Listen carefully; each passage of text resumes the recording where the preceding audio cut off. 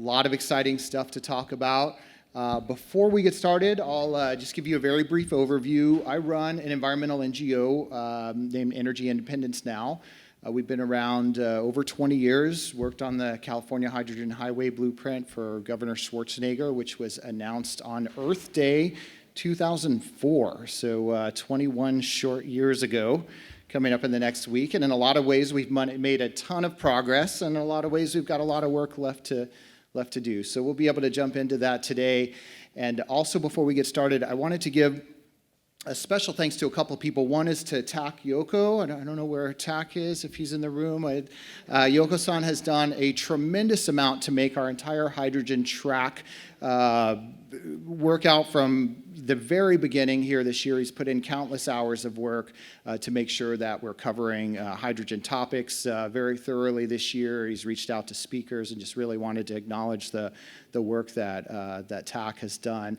And also to David Abel, who has in recent years really leaned in heavily on the hydrogen track here at Verde Exchange since before it was popular, which for those of you that have been in this for decades, you know it's only been popular for a very brief period of time here, but we were the unpopular kids in school for so long. But David has done a lot of work to bring a lot of attention to this space, and he's been incredibly supportive of the work that our community is doing, and specifically the work that my nonprofit organization is doing. So I wanted to express some gratitude there to David. So I think most people have probably heard of the Hydrogen Hubs initiative.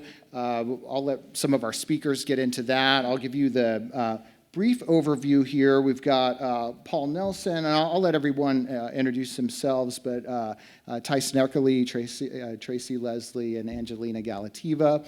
They're going to give some brief comments, a few brief presentations here, and then we'll get into some questions. So with that said, I'll go ahead and introduce Angelina Galiteva. Please take it away.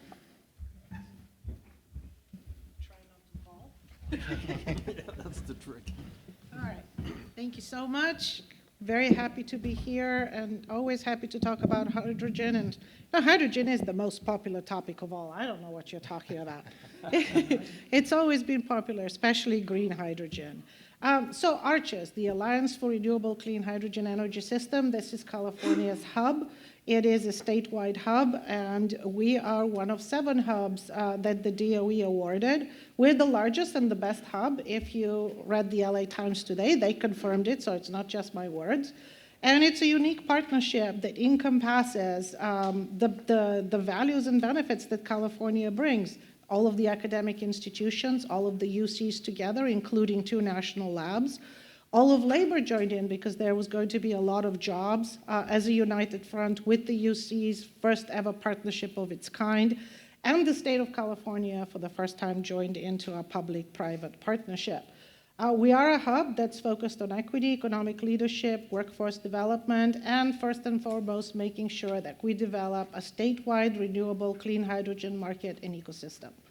And we believe we're well on track to do that. The 7 hubs that were awarded by DOE are spread throughout the nation, and the idea was to create a national network.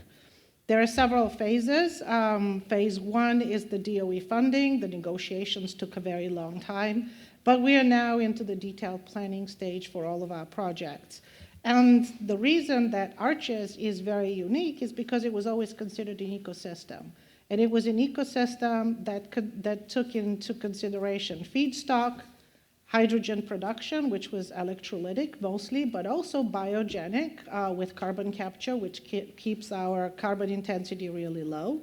The distribution infrastructure with some buffering storage was also something we focused on. We have pipelines. Some of you heard about the Angeles Link project today. There are numerous pipelines throughout Southern California that are 100% dedicated to hydrogen. And of course, we can transport hydrogen with fuel cell trucks as well. Our projects were intended to match offtake and production and be spread evenly throughout the state. As you can see, most of it is electrolytic, some of it is biogenic, and most of the offtake is in Southern and Northern California, specifically around the ports, and most of the production is in Central California as well. We have to scale quickly. California is the second largest market for hydrogen in the United States right now, but we're only at about 7,000 metric tons per year use, and it's not green hydrogen. So we need to transition to a lower CI of hydrogen with carbon capture as well. By 2032, which is when the DOE hub actually goes until, we have to be at 190 metric tons per year produced. And to meet California's ambitious climate and energy goals, we have to be at 17 million metric tons by 2045. So huge opportunity for growth, huge opportunity for offtake, huge opportunity for our communities. I'm going to go through some of these numbers here because when we mapped out the project, and I know it's not kosher to talk about these things lately, but it is important. Most of our projects did line up with disadvantaged communities, with extreme air pollution, and low-income communities as well.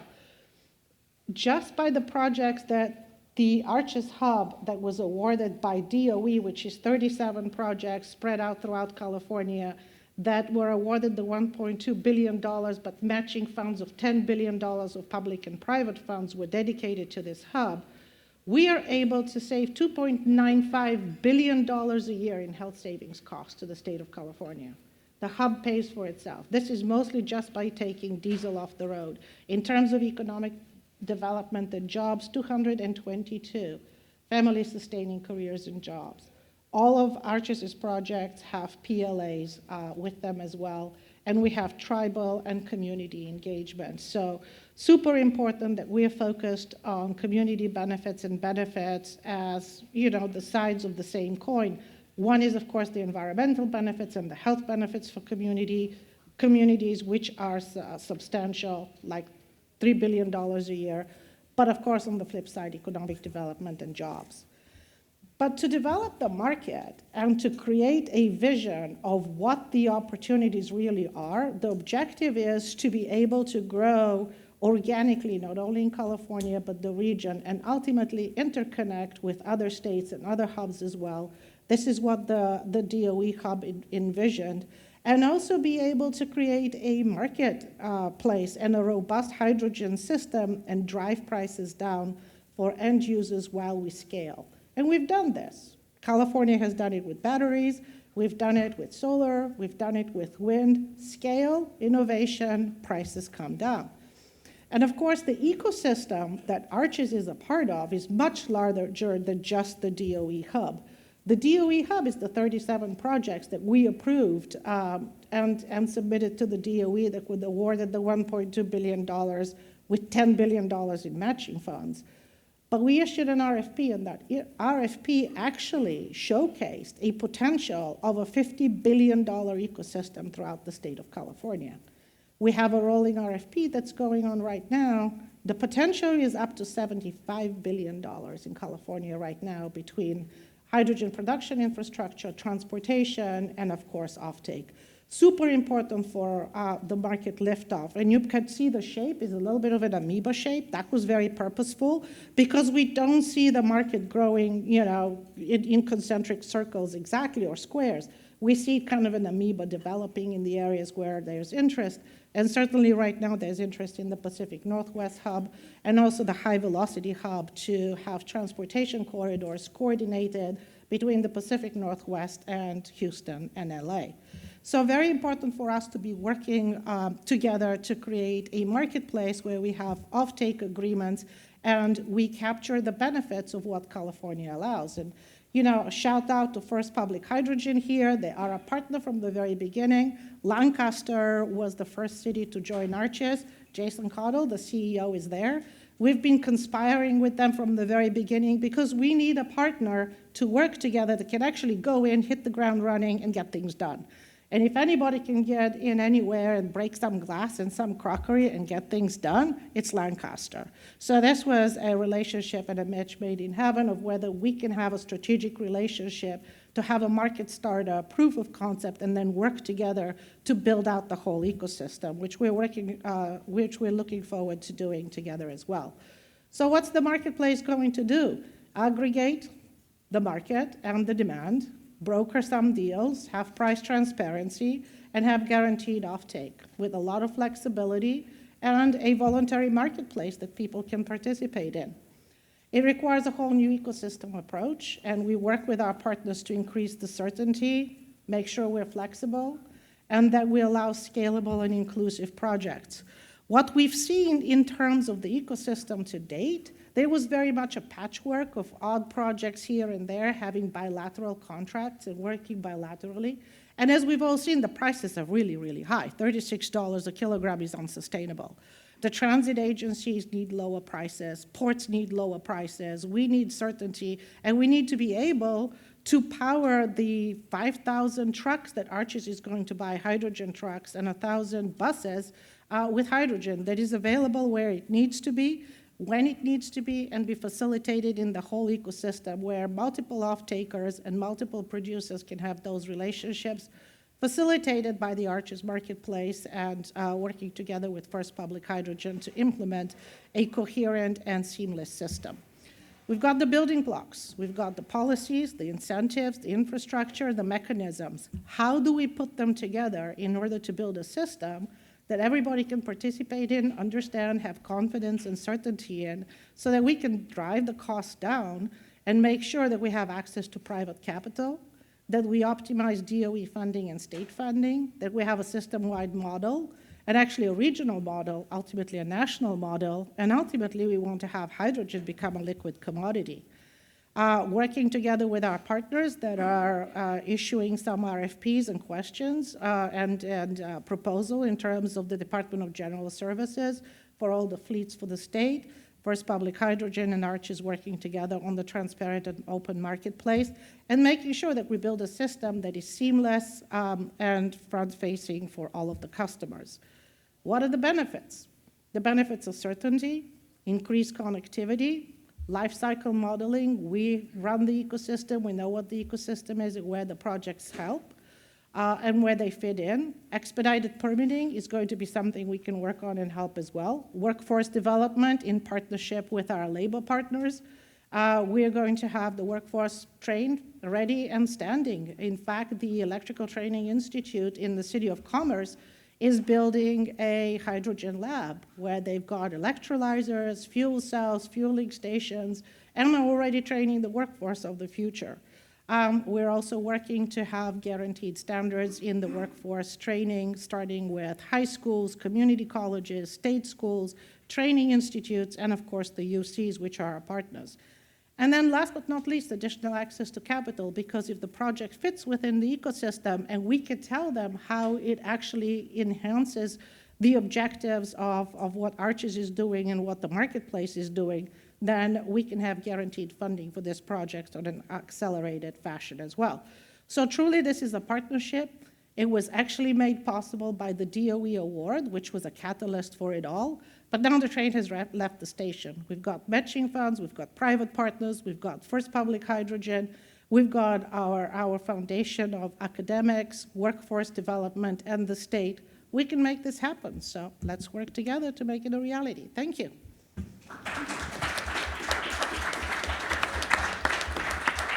So as Angelina mentioned, there are 7 hubs out there. We have representatives from the Arches hub, but then some folks that are doing some support work around all of the hubs. So I think I'm going to break order a little bit here just to make sure that we kind of have a linear discussion and a presentation of the information kind of in a linear fashion. So I'm going to ask Paul Nelson now to please introduce himself and describe some of the work he's doing. Good afternoon. I'm Paul Nelson. I'm the managing partner at Saoradh Enterprise Partners, or easier to say SEP. We're based in Boulder, Colorado, and I'm very honored to be here today to speak on this panel. My second year now at VX2025 in the hydrogen track. I'll do the best I can to cover some of the other hubs, although I thought we would have a representative from Houston, so I have fewer Houston slides than I would normally, but I can still cover it. A little bit about why I'm here. Our firm, SEP, is actually both clean tech venture capital, early stage clean tech venture capital, and what we call transactional research. So we tend to do the research first, and then we make investments, or we do the research and then we advise our corporate clients. That's how we function. And a couple of years ago, one of our clients asked us to landscape the North American hydrogen market And we found very little data that was good at the plant level, the granular level of understanding supply, infrastructure, demand for the current gray market and the nascent markets for hydrogen. So we ended up creating this thing, and it's called the Hydrogen Data Consortium.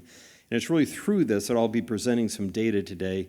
So for example, Center for Houston's Future, which is tied to the High Velocity Hub in Houston, is part of this. Stanford is part of this.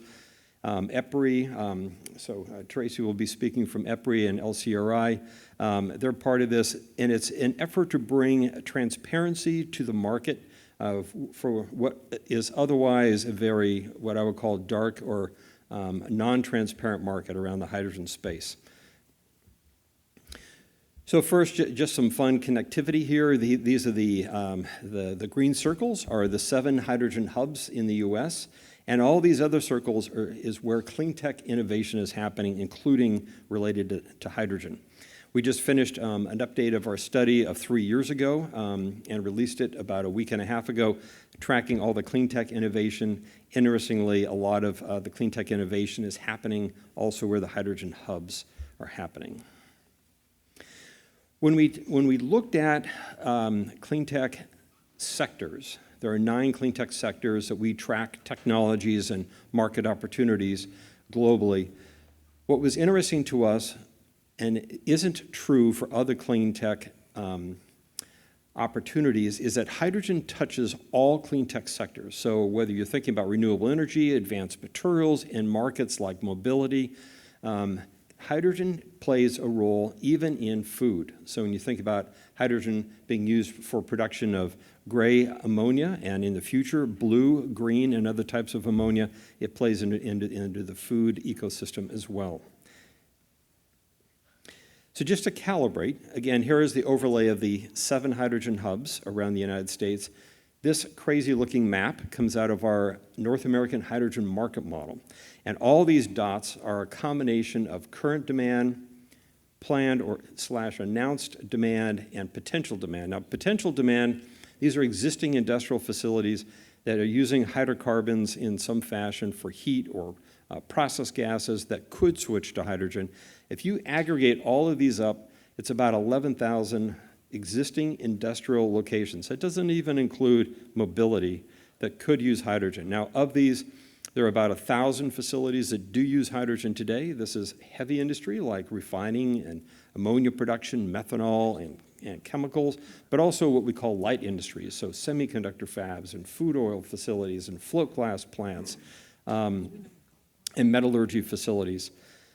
So today's market is about 17 million metric tons across North America. It's a $30 billion market, and the challenge is not only creating these new markets for hydrogen, but transitioning this existing gray market.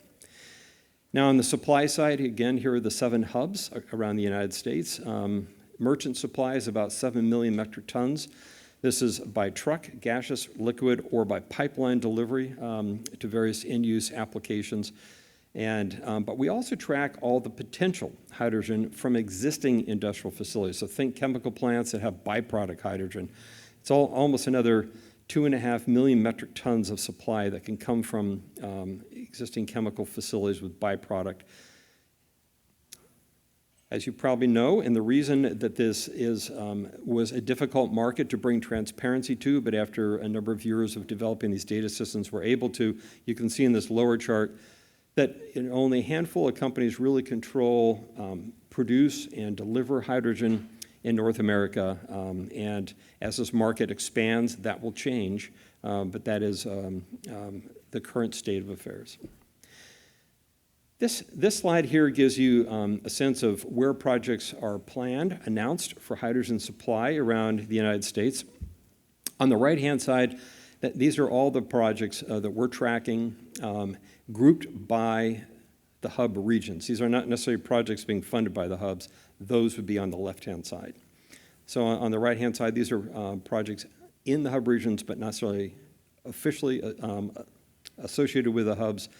Nicely, you'll see sort of this convergence, and Angelina just spoke to that. It's not just what the hubs are funding, it's what's happening in their ecosystems, which is a multiple of what's happening in the hub.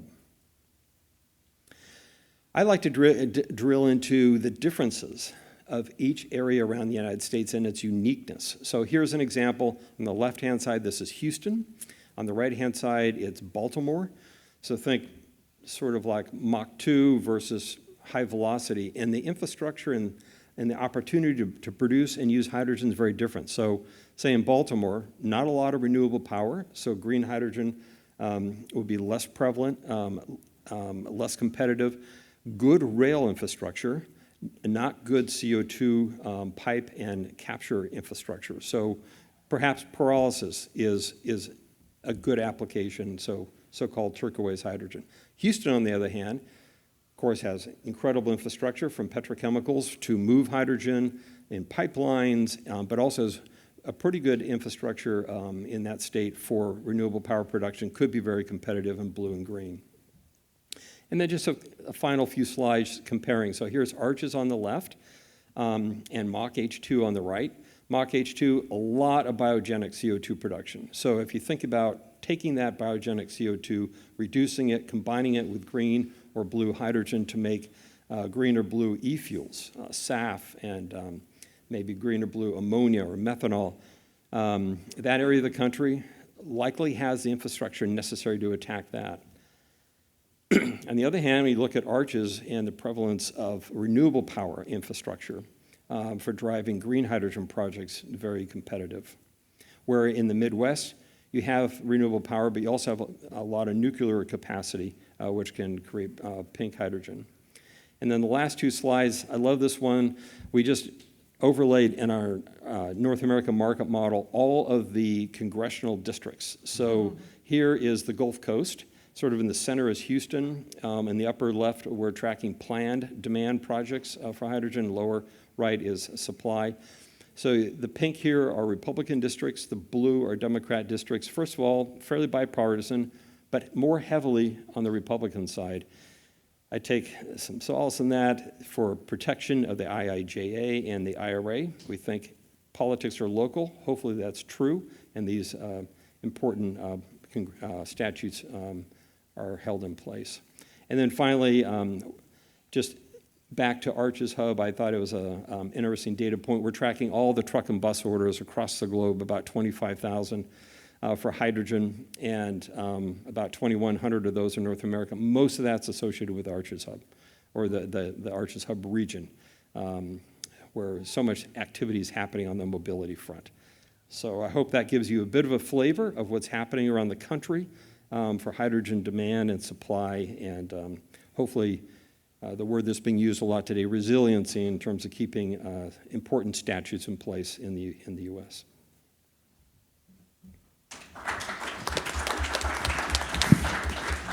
All right, great. Thanks, Paul. So, this is somewhat of a high-level overview of a lot that's going on in the United States. It kind of pulls some of the hub activities together. But next, I'm going to call on Tracy Leslie to talk about some specific work that she's done at EPRI to kind of draw from some of the lessons learned among these hubs and to talk about maybe some specific projects that she's working on there. So here's Tracy Leslie with EPRI. Hello. Good afternoon. So yes, I'm Tracy Leslie with EPRI. Like we talked about this morning, EPRI does applied research and demonstration activities globally. And so there I'm working on some sector coupling initiatives, support of clusters globally, as well as support of opportunities here in the U.S. for hydrogen hubs. And so I wanted to start first with this map to show that hydrogen is happening globally. This will show you that 88% of the U.S., 88% of the global CO2 emissions are covered by some type of target or regulation. There is a cost to addressing that CO2, and this source is not from EPRI, but EPRI does have some work on the cost of CO2 as well as net zero analysis by 2050. And so if you Google that, net zero analysis by 2050, you'll find EPRI's view on some of these costs. But again, I wanted to start with this to inform that perspective that hydrogen hubs and hydrogen projects and hydrogen clusters are happening globally, and we at EPRI remain focused on the global marketplace and the long game, because this is a long game that we're in. Okay, So a special initiative that we have at EPRI began in 2019 is called the Low Carbon Resources Initiative. We recognize that low carbon fuels and low carbon technologies will be an important part of the expanded energy economy. And so within the Low Carbon Resource Initiative, we are focused on those technologies, and we are focused on producing low carbon fuels. We're also focused on storing and transporting them, as well as the variety of end uses for those low carbon fuels and technologies. And in this work, we recognize that optionality is not optional. There will be a need to have a number of types of solutions, and that this will take time to accomplish. And all the while, we must never lose sight of the need to remain affordable, clean, reliable, and safe as we move forward with an expanded energy economy. And so these are some of the sponsors of our Low Carbon Resource Initiative: electric and gas utilities, OEMs, EPCs, and oil and gas companies. We have over nearly $150 million in direct funding with a goal of having $1 billion in leverage by the time that the initiative is complete. To date, we've completed over 300 research projects, and we are moving in these final years of the LCI project into demonstration projects, and with an increasing focus on demonstration projects. And so here you see a little bit about the breadth and type of demonstration projects that we have completed in the past. Again, it is along the full value chain of technologies and fuels, and we are entering a new and exciting phase of additional demonstration projects there that you see on the right.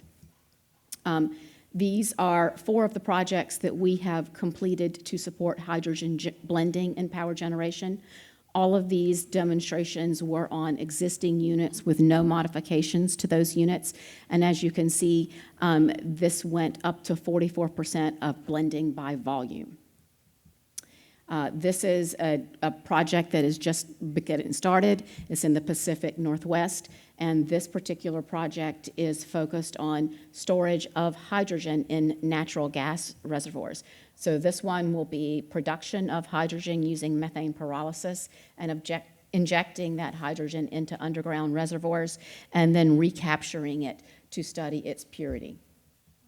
One more project that has a connection to a Midwestern hydrogen hub is one that is focused on utilizing excess electrolytic hydrogen from a bus transport project and combining that with CO2 from renewable natural gas to make e-methane and inject that into local gas distribution systems. And then this project is one in the Lyon region, and it is a European project, a European grant of 20 million euros, overall project value of about 360 million euro, and this is focused on 9 pilot projects throughout that region. EPRI's role in this project will be to design a smart tool to model the operations of those different projects and attempt to show ways to optimize the operations of those projects. This one is a publicly available tool that is called DERVET. It is for project valuation of various energy storage projects and technologies, and we have recently added a hydrogen module to that. And not on here, but we also have a publicly available techno-economic assessment tool for calculating cost of hydrogen from electrolytic production. And then this project is one focused on Port of Houston and looking at opportunities for export of ammonia for ocean-going vessels, as well as export of ammonia to the European Union, and the way that the creation of that ecosystem can also create hydrogen opportunities for hydrogen port equipment.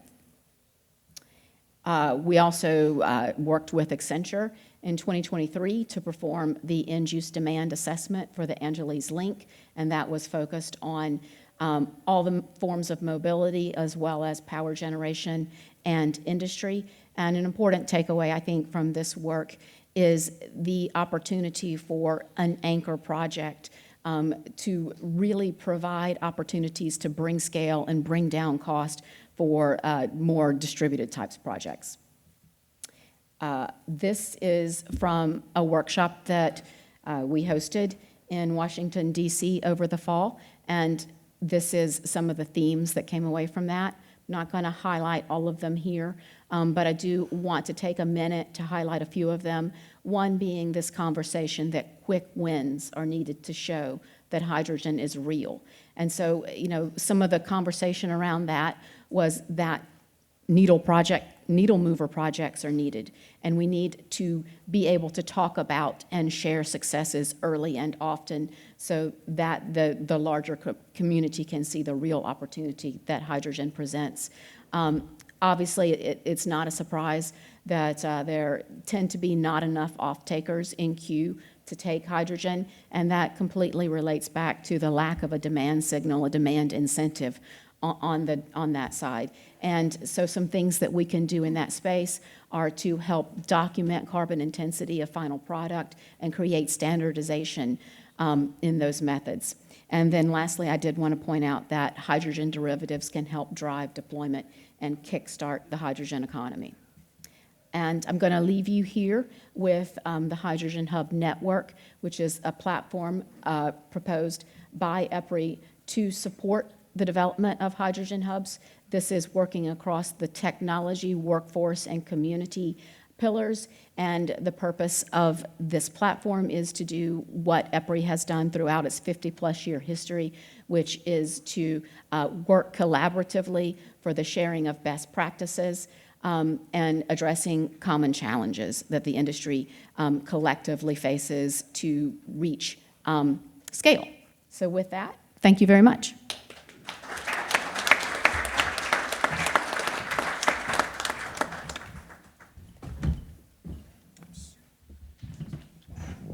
Thank you, Tracy. So, Tyson, I believe you don't have slides today, so so would you like to just provide a brief kind of introduction? I think everybody here knows who you are, but a brief introduction, kind of your views a little bit on the intersection between GoBiz and Arches, and then we could just jump into questions. Does that work for you? Sounds great. All right, great, thanks. So so I'm Tyson Eckerly, so I get to wear two hats, whichever one's more convenient at the time. Either GoBiz, a senior advisor, or at Arches, do government and strategy. And one of the tasks, too, part of the thing that you're going to, there's a lot of great work happening everywhere, and our job at GoBiz and in the state and working with Arches is to try to capture and integrate everything and enable and create an ecosystem of viability. And so one of the things that Governor Newsom had tasked us with is writing a hydrogen market development strategy, which has been burning a hole in our pockets for the past 2 years because we've been focused on getting Arches off the ground. But really, we're trying to figure out, okay, what are those core building blocks? And I'll just go very, very quickly. So we got to send clear policy signals as a state. Got to work to prepare the system. You think about permitting, get everything ready. Invest in the system as the state, to help drive down costs, and that can bring in private capital, drive supply investment, and then demand, and then enable market access. And then all of that is, focused relentlessly on implementation, like actually focusing on getting stuff in the ground. What does that look like? I think there's a lot of talk about in California making sure we can, cut green tape, cut red tape, all that type of stuff. Go in and learn and implement and adapt, and just create an ecosystem where everybody can contribute. And so we have a lot of hope for Arches, a lot of hope for the state. There's a lot of interest in the legislature and across all the agencies. Now it's just, and of course with industry being a leading thing. And just trying to drive that all forward. So, great, thanks. So, one of the challenging things about these panels is we have so many good speakers in a very short time period to ask questions. So I'm going to fire a couple rapid fire questions off. towards our panelists. I'm not sure if we'll have any time at the end for audience questions, but I'll try to work that in there as well. But I think that's kind of the beauty of Verde Exchange. Everybody gets to jump in on these sessions, hear a bunch of really smart people talk really quickly about a few things going on, and then take some time to grab them in the hallway and ask them, your own questions or try to engage and get to know some of the panelists. So that said, I'm going to jump in just kind of in reverse order with Tyson. So it's a Governor's Office of Business Development, right? It seems like obviously the goal of the office is to develop economic opportunity within the state, jobs and so forth. So I saw in Angelina's presentation, Arches is projected to create about 222,000 new jobs. Can you kind of walk us through how that works? I mean, that seems like a lot of jobs, right? Yeah, so it's a lot. Can you walk us through that and break that down, kind of in layman's terms? Honestly, when we first saw the analysis, we all looked at ourselves and said, really? But it's true. So we went through our labor agency and verified with our labor partners. The labor agency has all these databases, and it's based on all the investment and where it goes and what type of jobs are there and what skills and trades are needed.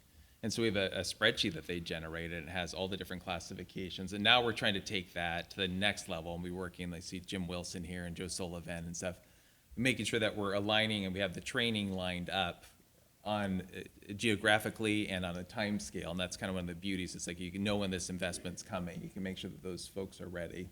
And so happy to share that data around too. But. Great, yeah. That workforce development aspect of it is really important, just to kind of make sure that we can remain competitive and improve our skills as industries come and go out of the state. So I know that's something really challenging, and we've been very lucky to have such great participation from labor groups to help support that. So, if anybody's looking for a job, send your resume to Tyson, and we'll be all good to go here. So continuing in reverse order, and I'll try to come back to audience questions. We have about 7 or 8 minutes here. Stacy, we talked a little bit yesterday in the lead up to the event, and one thing that you said to me that really stuck out was the importance of messaging in the hydrogen space. And, a little bit of background in the work that I've done with EIN is that, about 50% of our program work over the years has been education and outreach. And hydrogen is an incredibly polarizing topic, especially within the environmental community. So I was hoping you could share some of your views on messaging and how the hydrogen community might be able to kind of bridge that gap or the divide so that we can kind of streamline our messaging and get our point across a little more effectively. Okay, well, thank you. So I had the honor of attending an event in Houston last month. And so some of these messages are not uniquely mine. They are the brain trust of an incredible group of women, an organization called Women in Hydrogen.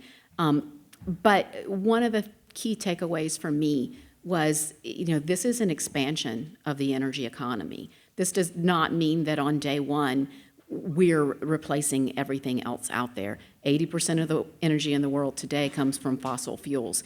And so this is about putting more opportunity out there, more tools in the toolbox. So energy expansion, I think, is probably a little more relevant than some of the terms that we have been using in the past. And then some of the other messaging had to do with we need to focus on maintaining our economic competitiveness as a nation. And so that means, for example, with our ability to produce and manufacture low-carbon technologies like electrolyzers, if we don't do it, and if we don't start doing it now, other countries will do it, and then we will have lost our economic advantage in doing that. So we need to, also focus on the opportunities that these technologies provide us to do what the U.S. has always done, which is to lead in innovation and be a leader in terms of bringing new things to market and to provide the jobs that go along with that instead of letting someone else have those jobs.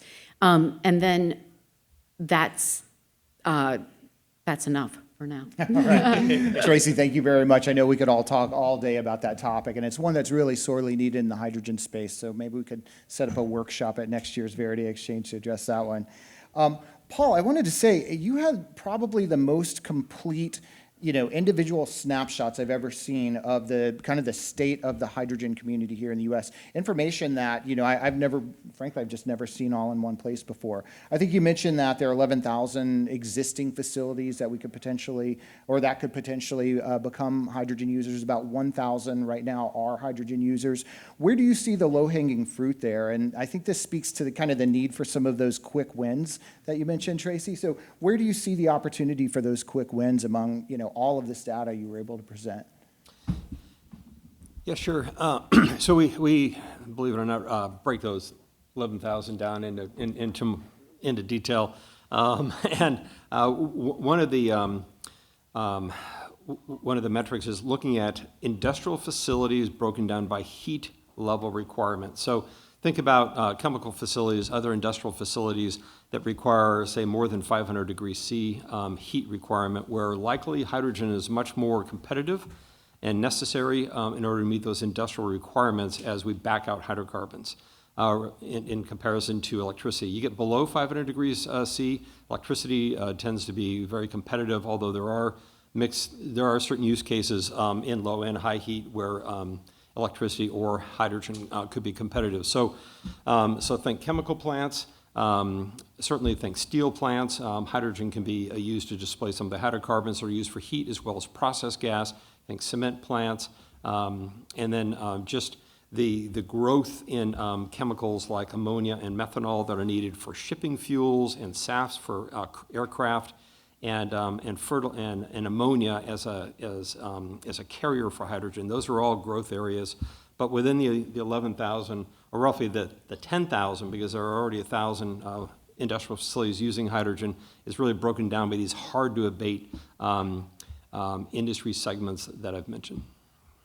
Great. I think that really ties into current events. I mean, candidly, I think everyone in here is probably following along with all of the new tariffs and just kind of the overall conversation of bringing manufacturing back to the U.S. So, kind of coming back to this messaging conversation, if hydrogen can play such a big role in bringing steel industries back to the U.S., chemical processing, ammonia fertilizer manufacturing, stuff that we are probably importing more of from other countries than we are here. It seems like that's really a low-hanging fruit kind of messaging opportunity, to our electeds in D.C. or whichever state capital you want to go to, and kind of explain, hey, these are real opportunities to help bring other industries back to the U.S. or to strengthen the ones that are here, and how to do that with an eye on decarbonization moving forward.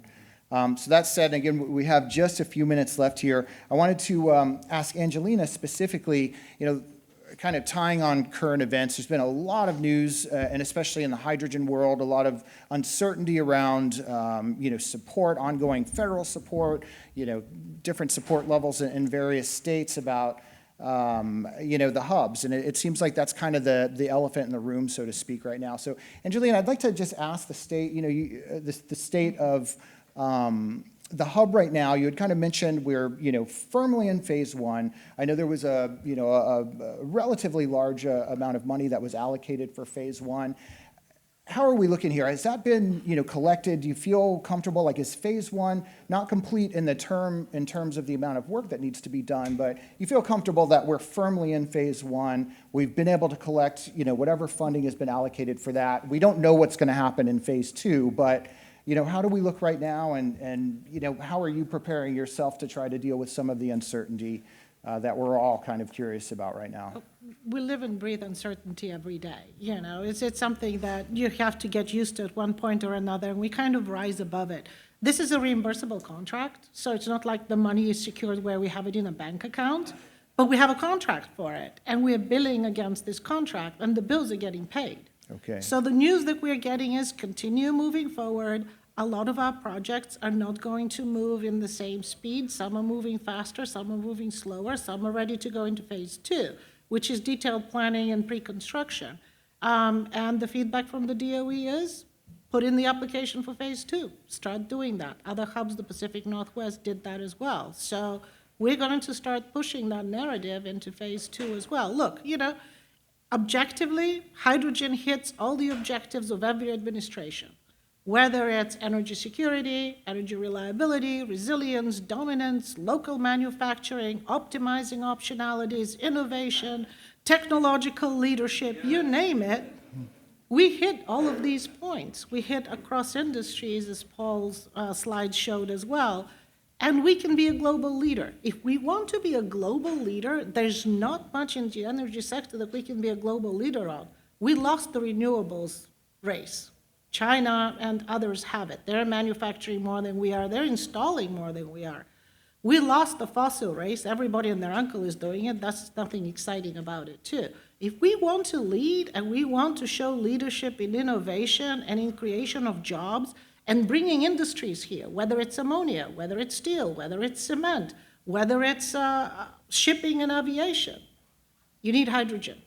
Hydrogen is your best way forward. And in terms of the messaging to EJs and everyone else who are approaching hydrogen with a sense of trepidation, you want to decarbonize heavy-duty transportation. You want to decarbonize industry. You want to decarbonize the industries we cannot electrify directly.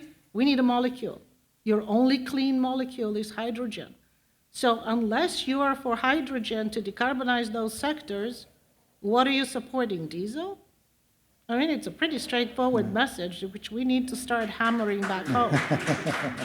Well, I think dealing with the environmental community makes dealing with the federal government look easy. But I'm glad you seem to have a very positive attitude there. And it reminds me of, I think Martin Luther King once said, you don't have to know what's at the top of the staircase, just what's on the next step. And it sounds like that's very much the approach that we're taking There's here. only one other thing I want to say about California, which I think is very important and makes us unique, which is why we can be leaders.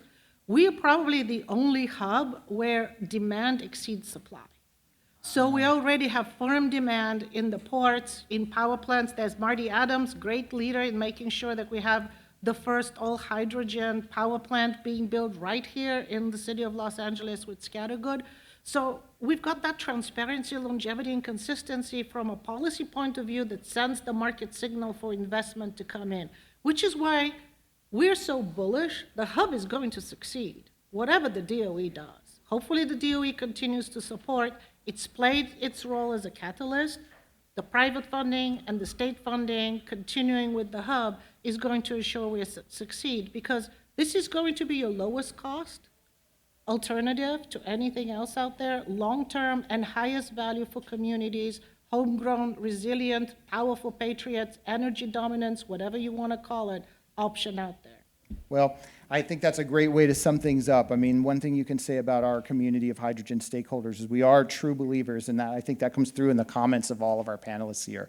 So with that, we're out of time. I know Mike had a question here, but what I'll say is to learn more about EPRI, Saoradh, GoBiz, Arches, please grab our speakers in the hallway. Thank you guys so much for the support today, and thank you for our speakers. Thank you.